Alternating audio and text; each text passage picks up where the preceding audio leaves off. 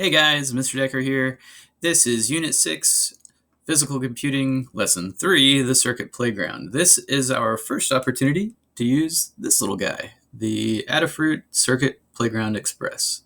So I've got my picture-in-picture running with my webcam so that whenever we program this thing, I can show you what it's supposed to do. So moving on from there, we have a video to watch. We're on Bubble 1, Lesson 3. So if you haven't navigated here yet, now's a good time to do that. Alright, so let's watch this video.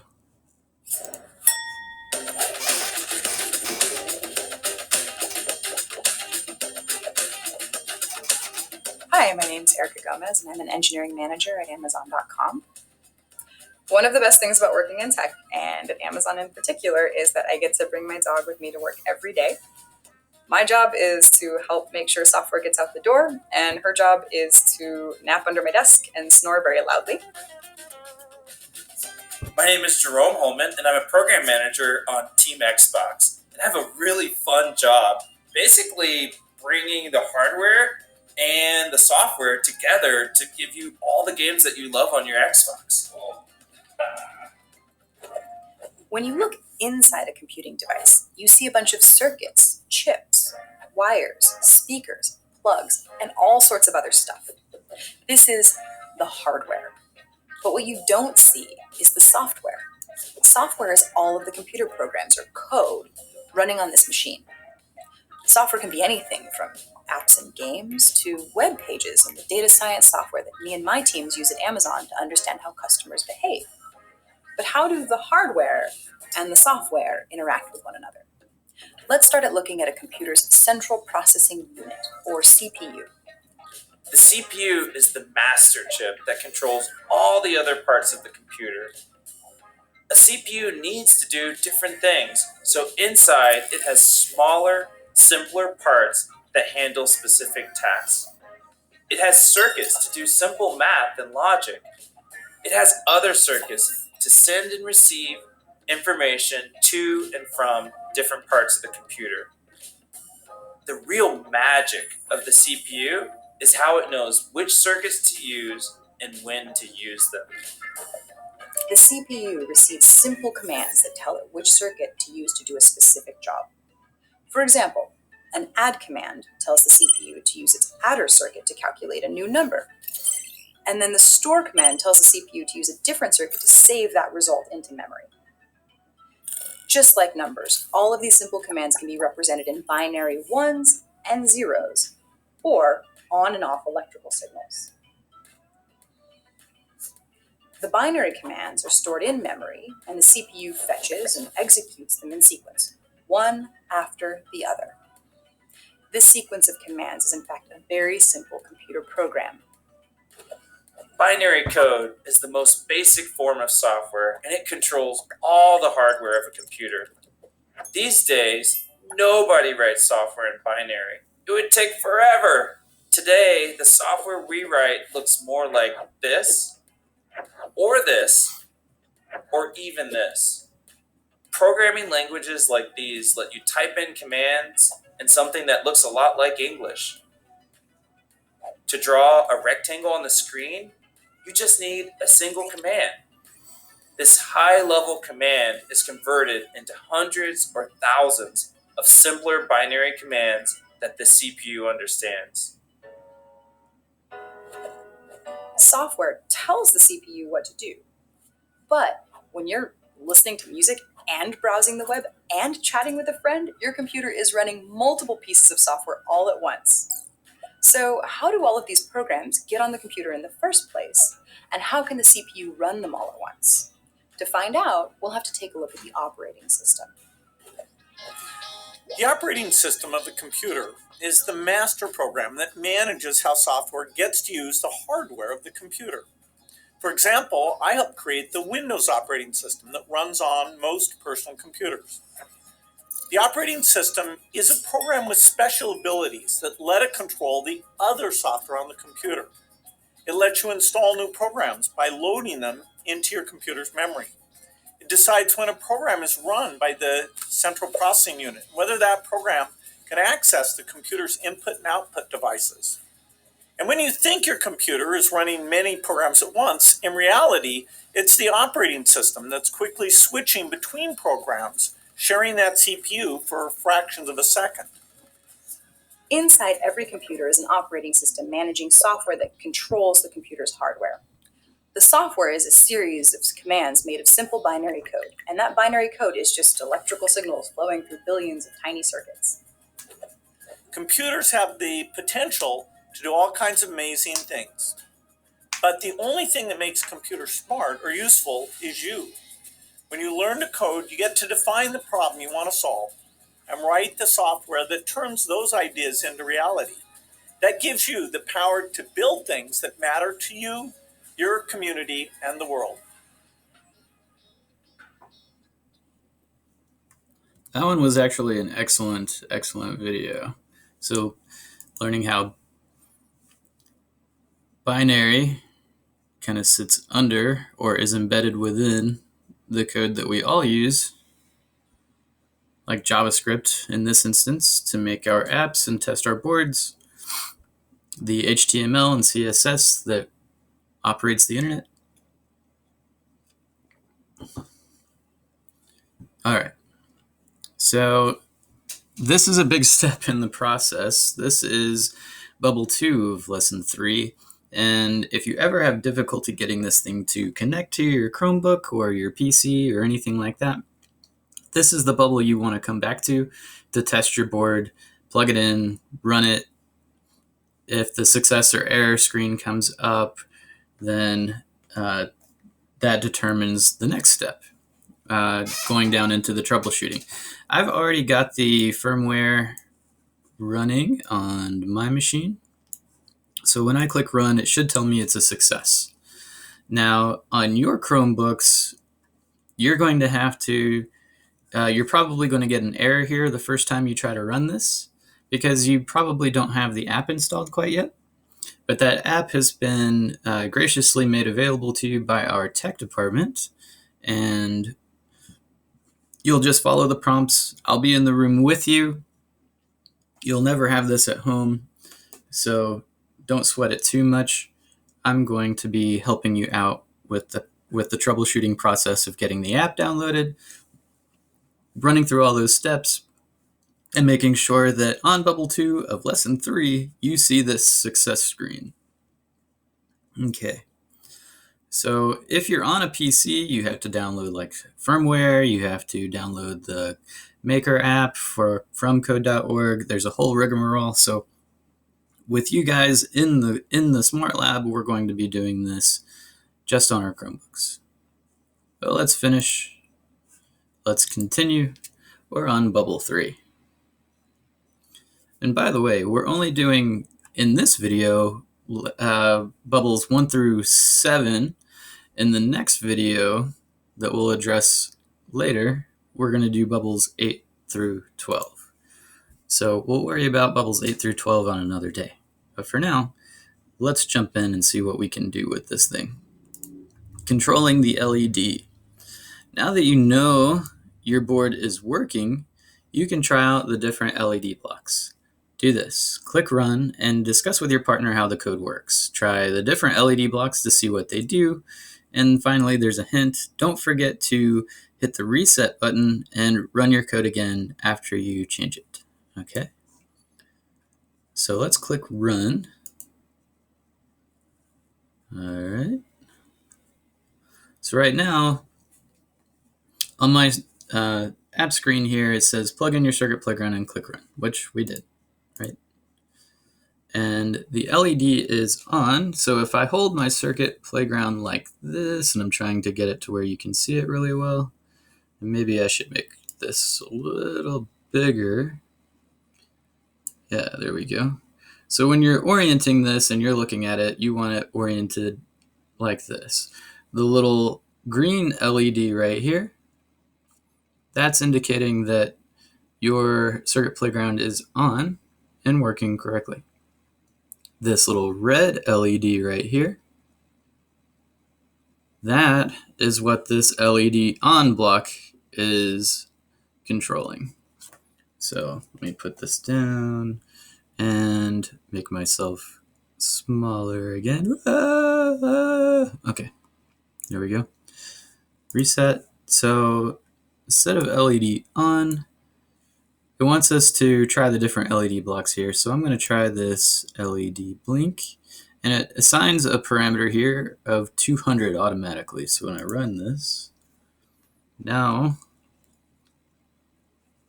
that little red light that I was telling you about that's controlled by the code in the workspace, it says LED blink at 200 as far as the interval is concerned. So that interval is the rate at which it's going to blink, the speed, right?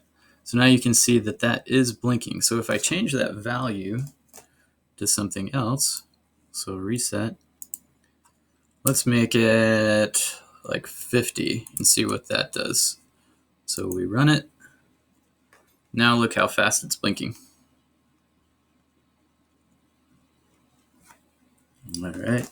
If I increase that value, let's make it like 999 and then run it.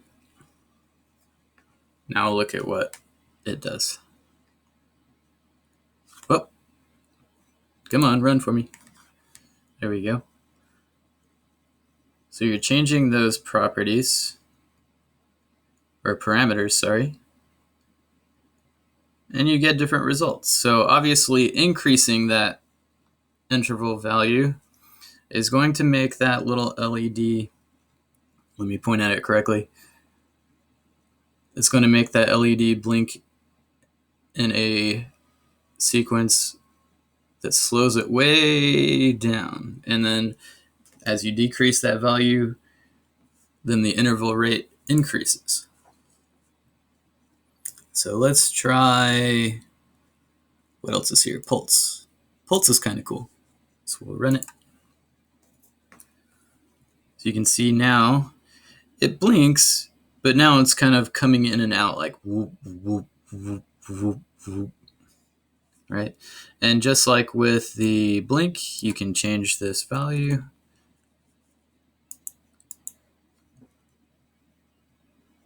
Right, now you can really see why it's called a pulse, right? Kind of coming in and out like that. So reset. Let's see. If I tell it to, so if I tell it to just be on, right, then it's just going to be on. That little red light, or red LED. If I tell it to be off, you should only see that green power indicator, right? The red one won't be on at all. So on the board, let's see, what does the toggle do? So now it's on. Let's see, there is a toggle on off switch here. Oh, it doesn't interact with that. Sorry, I'm blocking it, but there's a little switch right there that I'm moving back and forth. Maybe it's one of these buttons. Oh. Oh. So right now the toggle doesn't seem to be doing anything. All right, so let's just leave it on for now. Okay, so now that we've kind of looked at what these different blocks do, controlling the circuit, so you can see we have a new drawer in here in our toolbox called circuit, and it's going to contain all of these blocks that control the circuit. So finish and continue. We're on bubble 4. And on bubble 4, we've got using events. So look at the code with a partner and discuss what you think it's going to do. Once you've answered the question, click Run to see the program's result. Make sure your circuit playground is plugged in. Well, mine is definitely plugged in. Let's see. So let's take a look at this code. So on event, here's our ID, the LED button, right? Remember, that's this little red LED. Upon clicking, the LED should turn on. So I'm going to say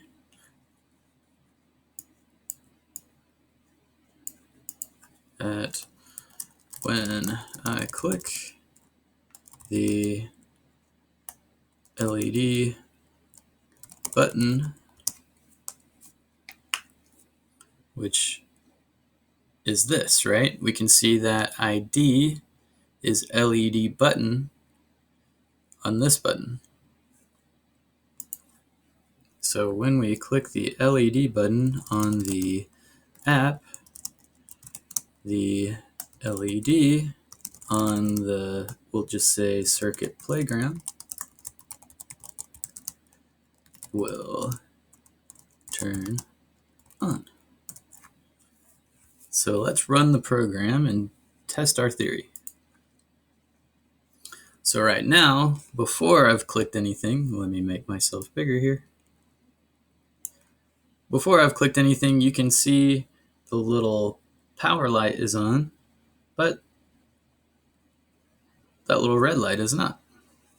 If I click me, the LED button on here, now it turns on. So we're seeing how the software interacts with the hardware. All right. So pretty satisfied with that one. Let's finish and continue. Using events. This program has two buttons. The on button works, but the off button still needs to be programmed. Do this. Add code so that the second button turns the LED off. All right, we can do that. So in our workspace here, we've got on event, LED on. That's this button. Click, the LED turns on. And then our second on event, LED off. That's this button. Click, and we want to drag this LED off block over here so that when we click the LED off button, the LED turns off. So let's run this.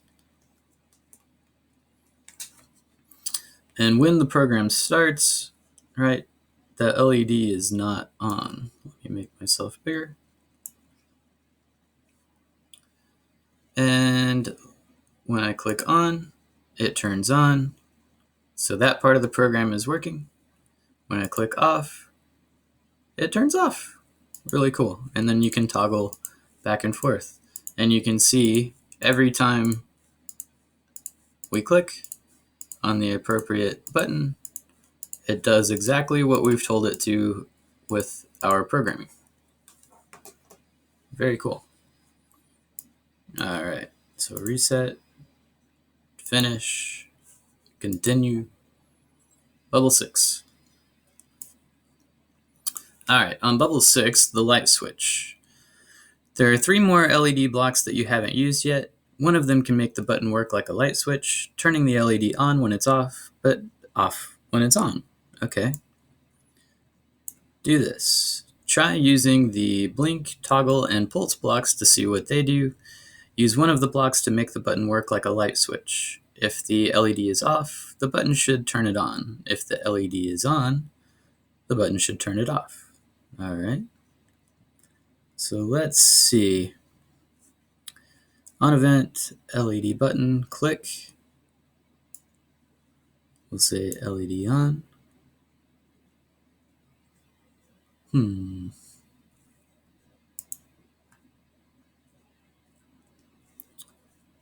And we need to get it to turn off as well. Let's see if just stacking them in here works.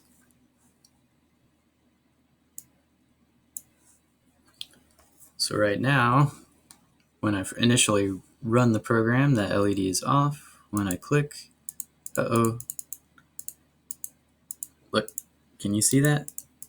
The LED is trying to turn on, but it instantly turns itself off as soon as it blinks, because you're telling it both to turn on and off with that one click. So let's see what we can do here. So user interface controls, maybe we need another event LED button, click, let's pull off down here. So let's run it and see if that fixes anything. Let me make myself bigger so you can see this board. Oh, it's operating the same way it was before.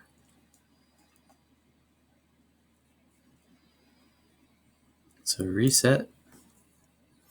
Let's take a look at what we can do in our programming to get this to work properly. One sec. All right, sorry about that. Had to take a momentary break. Coffee. Okay. All right, so let's look at this. Particularly, let's look at the code blocks that are available to us. Because we're tying two on events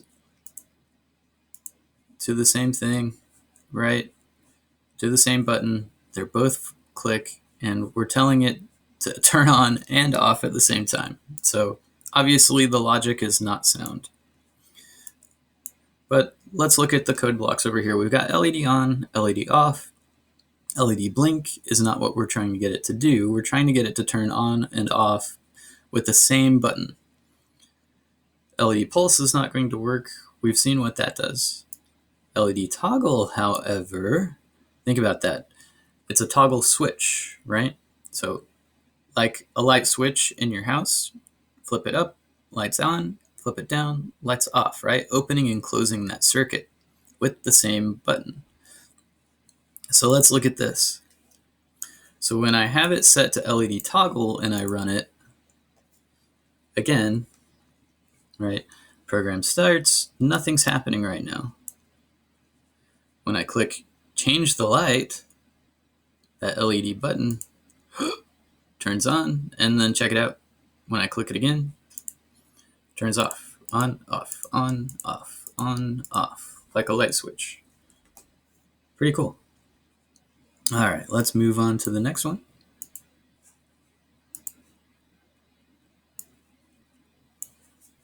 Multifunction Light. This app should let you choose between 3 types of lights: on, blink, and pulse. It should also have a button that turns the light completely off. Right now, only the on button works, and the off button is completely missing.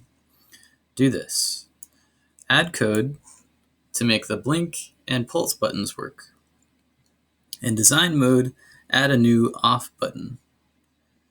Add code to make the off button work. So let's add code to make the blink and pulse buttons work first. So in our workspace, we've got on line 2, on event, on, click. Okay, so that's working.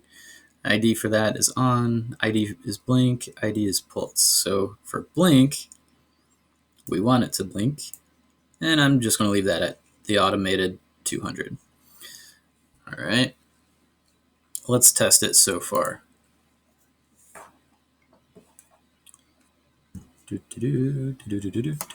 So if I turn it on, it turns on. And blink makes it blink. Pulse isn't doing anything yet because we haven't set an on event for that yet. But let's go ahead. So we need a new on event here. UI controls, drawer, on event. We're going to put it in here underneath this comment block that says pulse, the LED when the pulse button is clicked. So let's find pulse as the ID. The property is click, right? That's the interaction we're having. And then back to the circuit drawer, we're wanting this to pulse. All right. And before we test everything, we're going to make our off button. So we're going to go over to the design tab up here, grab a button. Whoop. Okay. Okay, internet. Pulse. Try to kind of make it the same size as the other buttons. We're also going to change the color. Try to match this purple. And actually, let's go to the pulse button and see RGB 98, 70, 134. 98, 70, 134. 98, 70, 134. So for this, 98,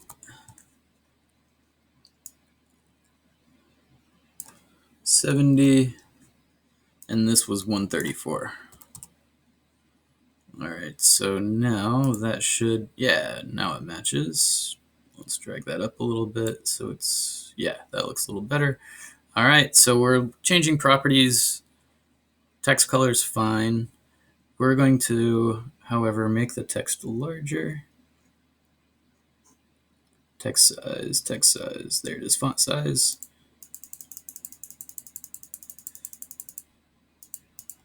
There we go. We want this one to be called off, and the button, we want it to say off. Yep. All right, so for my font size, let's go a little bit bigger. Maybe 40? What size are these? 38. Okay, so let's be as uniform as possible. 38. Okay, so we've got our off button. Let's go back to the code. So now in the UI controls, we can create an on event down here, putting it where our comment block is located, and we're going to say off button, click, and on the circuit board, we want the LED to turn off when we click off. So let's run everything and make sure it's working. Let me make this window bigger so you can see the circuit board really well. So turning it on, that works. Making it blink is working. Making it pulse. And finally turning it off. Awesome. All right, so I'm going to click finish, and then I'll see you in the next video.